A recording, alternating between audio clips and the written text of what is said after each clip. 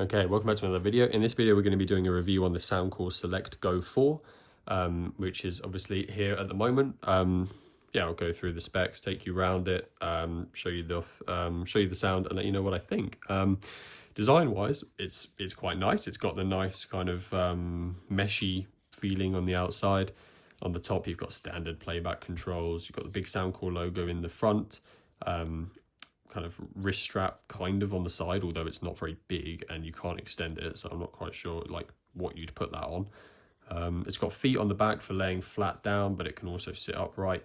And then it's got a port, like a cover at the top right, which has a singular USB-C port for charging in it. So no aux, no outputs, no nothing. It's very basic, but a nice looking speaker, nice feeling. It's very light. And obviously it's only £25, so we've got it's small, it's cheap, it's cheerful. You know, these speakers are very popular obviously for just taking around with you, and it's a competitive market, so we'll see how it does. Specs wise, it's got a 20-hour playtime, which is impressive for a speaker of this size. 5-watt RMS output, so clearly it's not going to be shaking anyone's head off. IP67, fully waterproof, and it can float as well, which is quite cool. So if you launch it in a pool, it will just float around and play at the same time. It should float so that it, like the drivers are pointing upwards, not into the water. Normally is how these work, so you can literally, they can float around and play. They're quite cool. Does support TWS pairing. If you had another one of these, you'd get a whole 10 watts of output, which is cool. And then yeah, in the app you can change the EQ, make custom ones, or just kind of choose between the Soundcore ones. But otherwise, the spec list is very small on this. It's only 25 quid. What do you expect? But yeah, let's listen to it and see what we think and decide afterwards.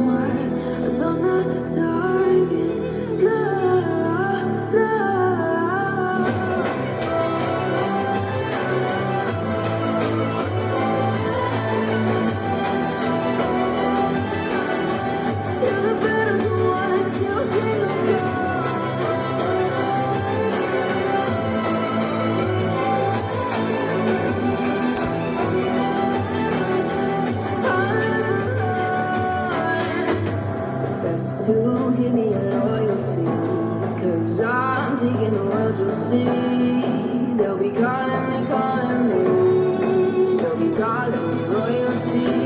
Best to give me your loyalty, 'cause I'm taking the world, you'll see. They'll be calling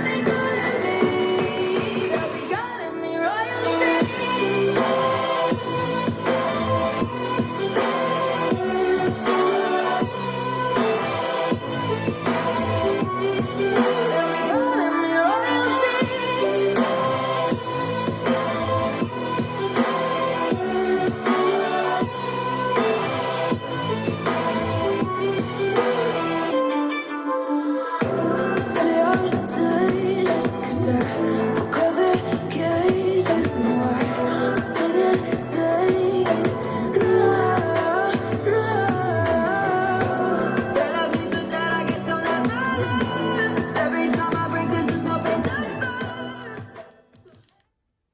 Okay, that pretty much sums it up for the sound test. As we can see from the frequency chart, it's relatively flat actually.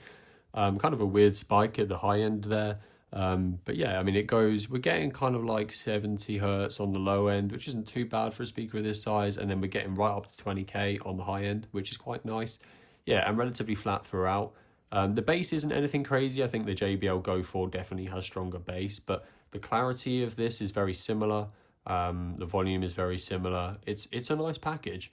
I mean, I think it would be really hard to compare this with the JBL Go 4. I think, to be honest, just get whichever is cheaper or whichever you prefer looks wise. I don't think anyone is going to tell the difference between the sound. The JBL is maybe a bit bassier, but potentially because of that, not quite as clear or not quite as loud. But really, at this size and at this output, you're just not going to notice. So this is a great speaker for 25 quid, really good deal. It's a hell of a lot better than the House of Marley Roots, which is 50 quid, which I just reviewed. This thing is literally unlistenable to. So for half the price, it's worlds better than that. One of the best speakers from this size that you could buy. You really can't go wrong.